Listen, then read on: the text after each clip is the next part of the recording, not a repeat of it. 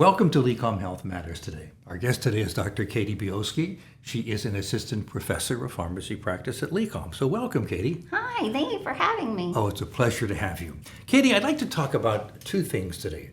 First, about vaccinations in older adults, and secondly, about the wonderful program that you are running called Scripts for the Future. But let's go back to the first one, about vaccines in older adults. Simplistically, what's a vaccine? Vaccine is a drug, if you will, a medicine to help protect us and keep us safe and our loved ones. So it ensures safety for ourselves and those around us. Maybe you've heard of herd immunity. Well, a lot of these pathogens or bugs that have ceased to exist are returning due to low vaccine rates. So if you considered it as someone not taking their daily blood pressure medicine, well, if they don't get their yearly or however frequently, depending upon the vaccine that needs to be administered, maybe it's just one, but if they don't even get that one, that leads to the potential for these diseases to resurface. But vaccines themselves have been around for years, have they not? Yes. It's nothing that just came out of the pot. So what probably worries people is this new mRNA vaccine, but the same token, it is not new. It's been in studies for a long, long time. A lot of it's being used for cancer therapy design and treatment. It just so happened that this same system and methodology is convenient and works great for vaccines. And clearly, those of us who are old enough to remember that vaccines have been around so long and have been proven to be wonderfully successful, i.e. polio, which is now something that you read about in the history books, as opposed to Jonas Salk and the University of Pittsburgh when it was first invented. You don't see polio anymore because of the vaccine that he invented and tested and blessedly used and used well. So vaccines have a long history of helping people get healthy. And I think it's important for people to hear that and important for people to understand that, because with so much over the last few years, I think there's a lot of confusions about vaccines. We know how to administer them, we know how to develop them, we know how to test them, and we have a history that shows that they're eminently successful. Yeah, they serve a vast, important purpose, and nothing has changed except the way that we make them. No different than the way you make your pancakes in the morning or your cake. It's the same process, but I think it has to do with trust. It became somewhat of a political game, I guess, with COVID, which we won't get into, but I think the process and the premise is still there. It serves a great purpose. They are safe, they are efficacious from, whether it be preventing disease, which is our overall goal, and we're getting there for some of the vaccines, whether it's decreasing hospital admission rates, decreasing deaths of loved ones. Those all play a part. And if we don't each do our part by getting a vaccine, then polio just may be seen again. May be seen again, but obviously it isn't, because of the vaccine that was created about 120 miles down the road at the University of Pittsburgh by Dr. Jonas Salk. So let's specifically talk about vaccines and older adults. I don't think we put those two together. When we think about vaccines, I think we think of the kids. And when they go to school, they have to get their particular vaccine against mumps and whooping cough and the rest of it.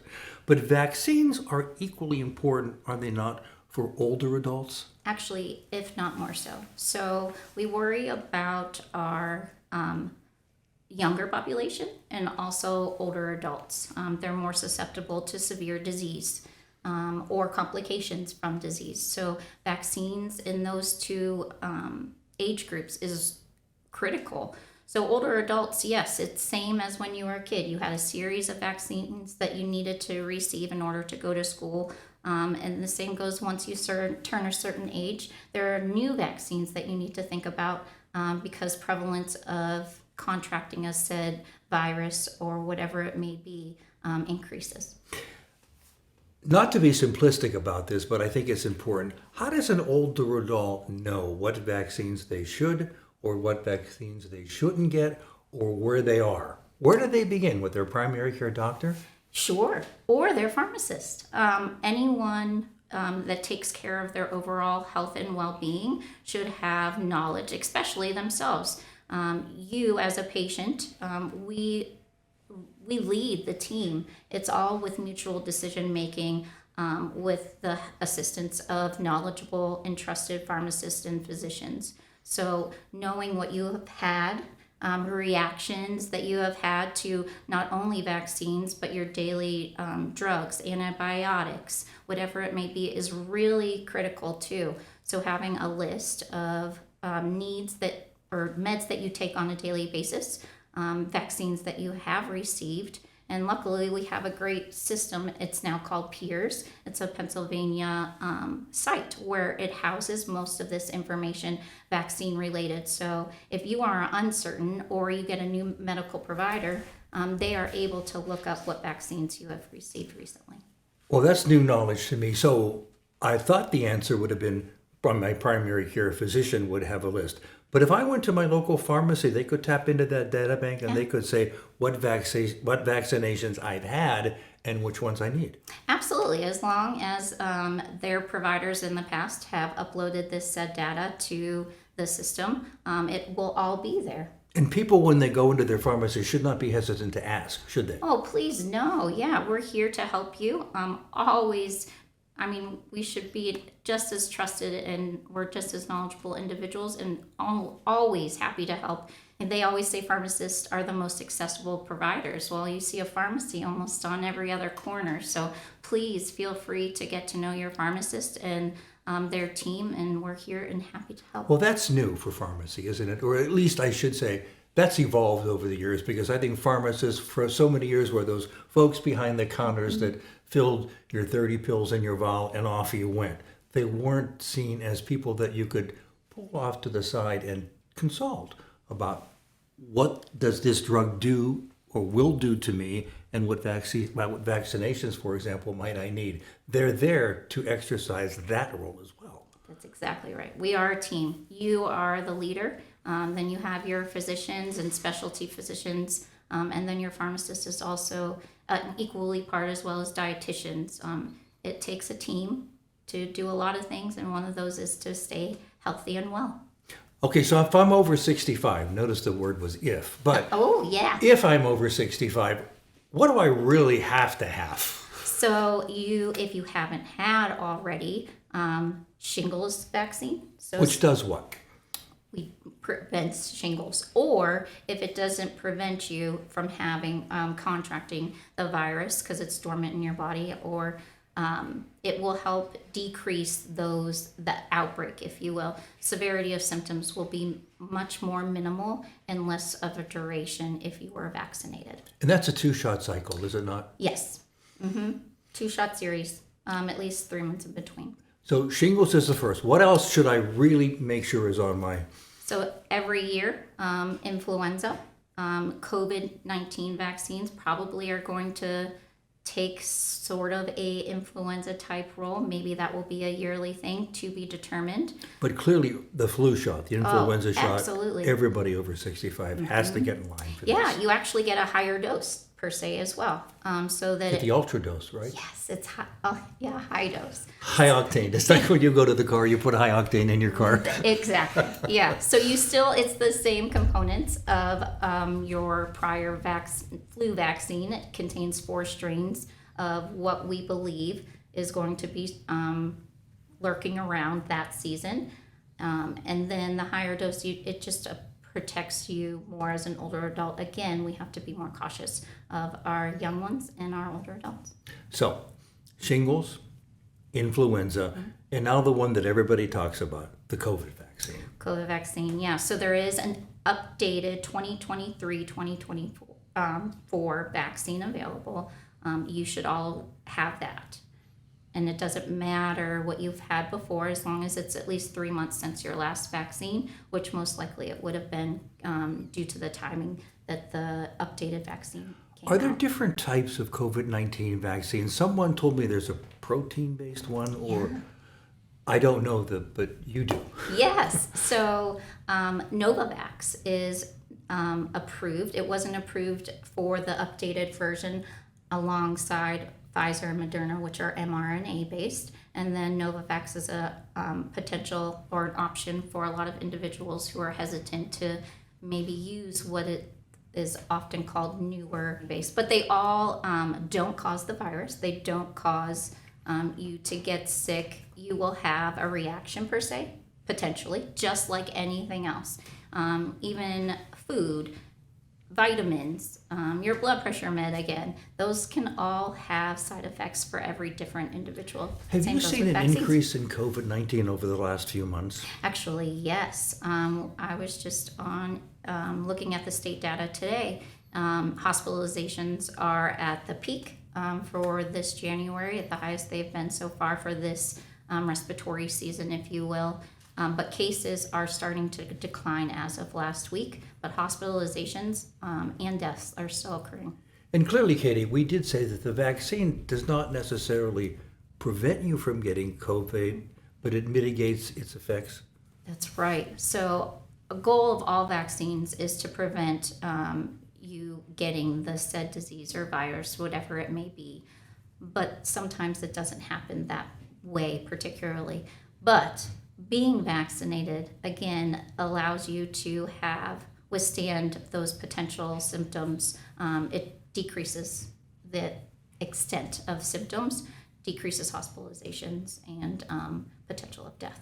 So we've got shingles, influenza, and COVID, and now this other one that everybody's confused about called RSV. RSV, yeah. So RSV finally has its own vaccine, which is fantastic.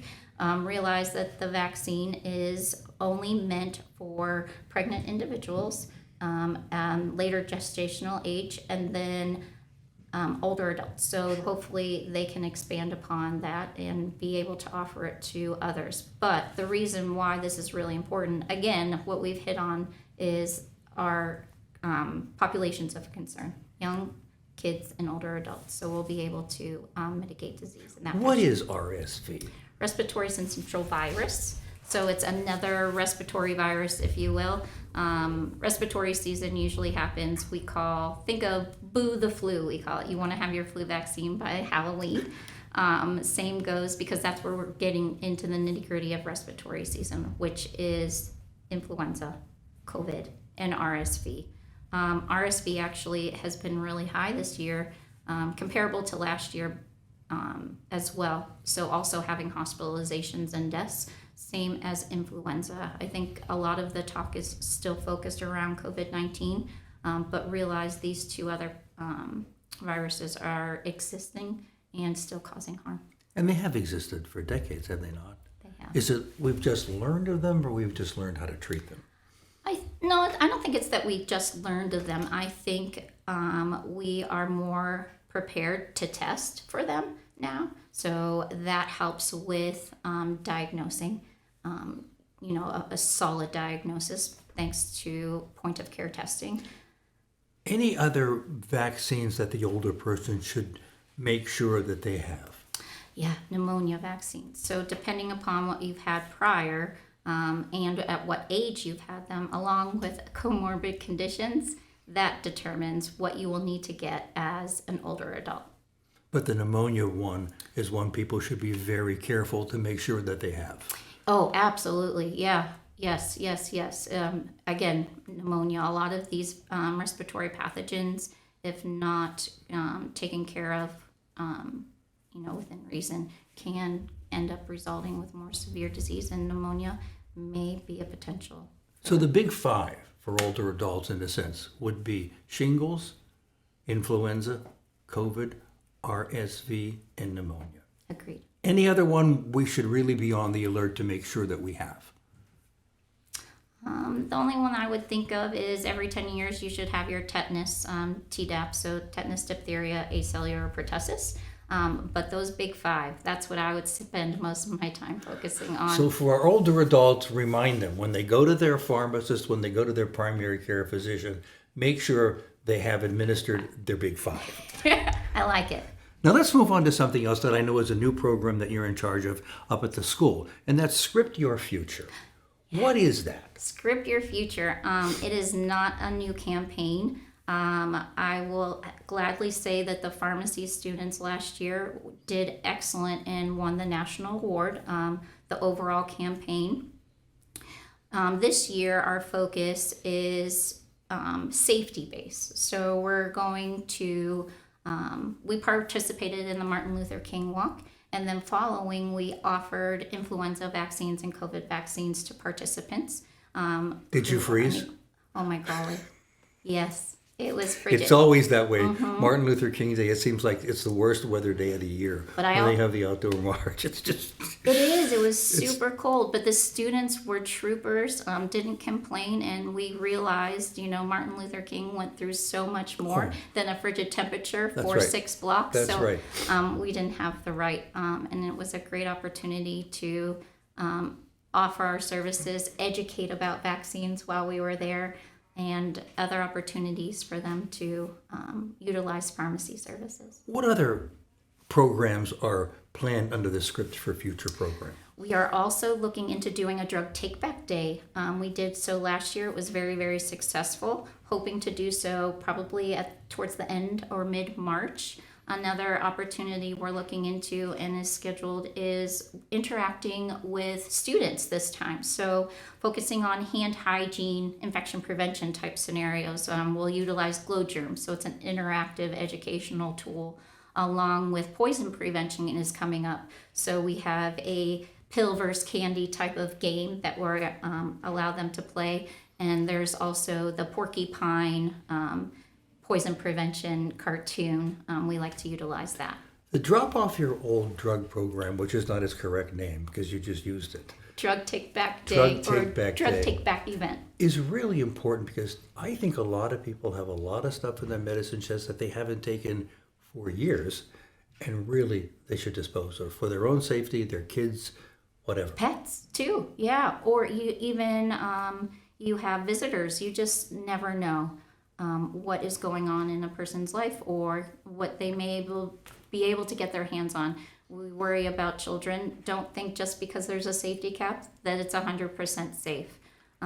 So making sure you get rid of expired meds or meds that you're no longer using. Maybe they were deprescribed. So getting rid of them safely and in a timely fashion. And all they have to do is drop them off at designated sites. Put them in a bag for us, Put them in a bag and drop them we'll off. take it, all of it. The only thing we won't accept are anything aerosolized. So if you have inhalers, we can't accept those.